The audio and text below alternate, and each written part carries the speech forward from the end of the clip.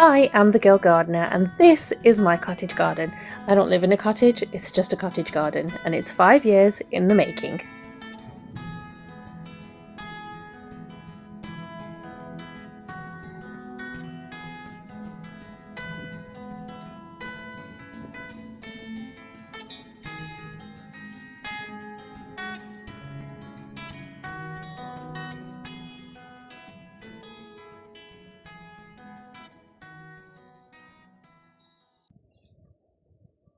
It's lawn mowing day today, and whilst my grass doesn't really need cutting that urgently, I do want some of the grass clippings to add to my raised beds to help condition the soil.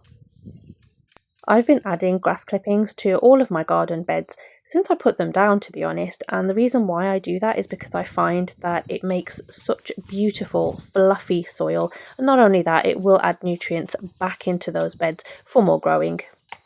It's also generally just less waste, and as you know that I do try to compost everything from my garden, or pretty much everything from my garden, so being able to add some of the grass clippings into the compost bin and use the rest of them in the beds just means that I'm not adding too many greens in one go.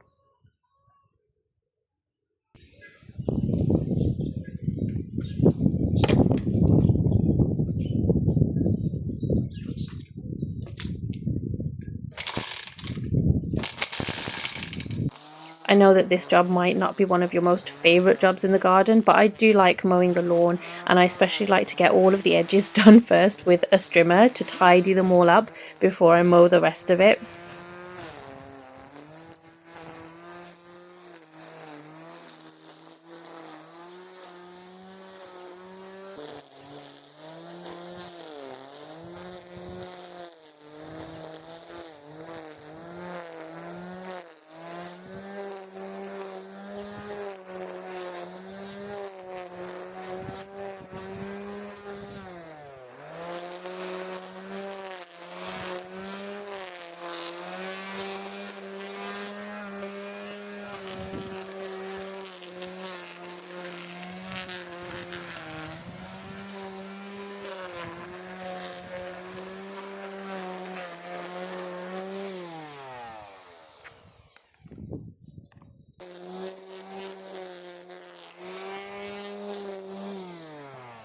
See how good those edges look? That's why I love doing all of those edges. It looks so nice.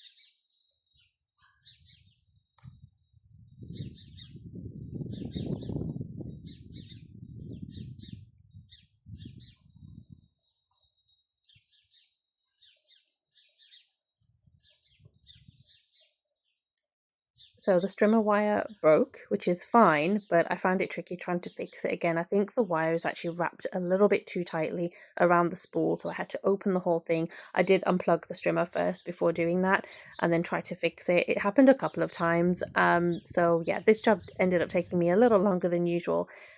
However, it did get done.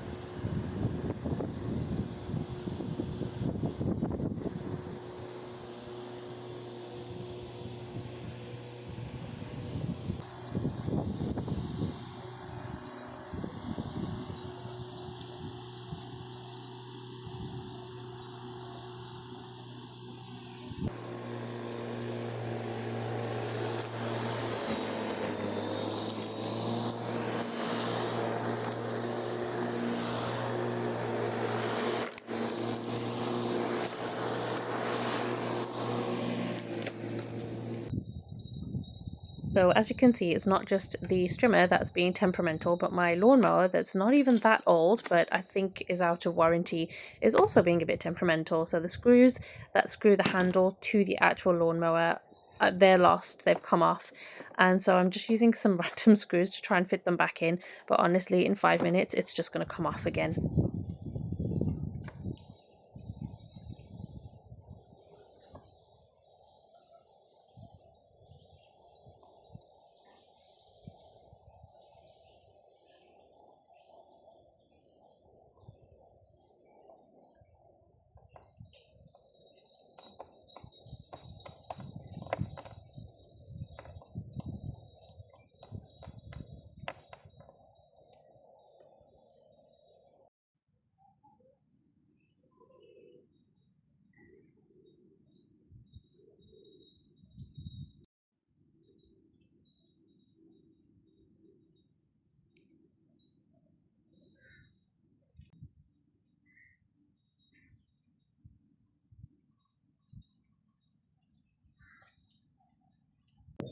Okay, so now that that job is done, I'm actually going to plant out my sweet peas, and I'm going to prep the bed by using the grass clippings from mowing the lawn into these two beds here, and also the bed just behind you.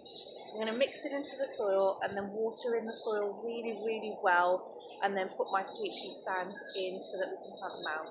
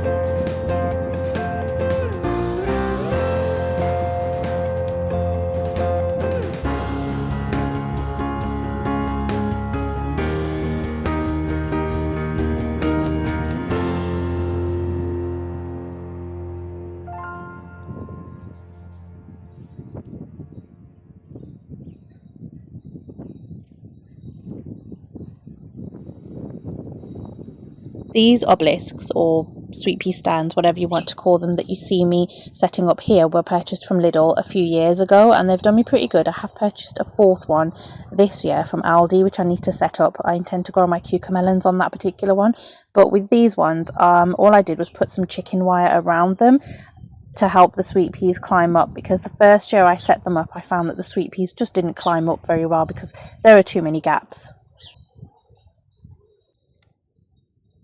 As you can see, the sweet peas have done incredibly well growing in these seed snails that I made from milk cartons. I really couldn't tell you how many plants I've got because I didn't count how many seeds I sowed and didn't count how many germinated, but you can tell that there are plenty here that take up far less space than individual cells in trays would take up. I also did take cuttings from these plants, so I will have those to add to these ones when I come to planting those out too.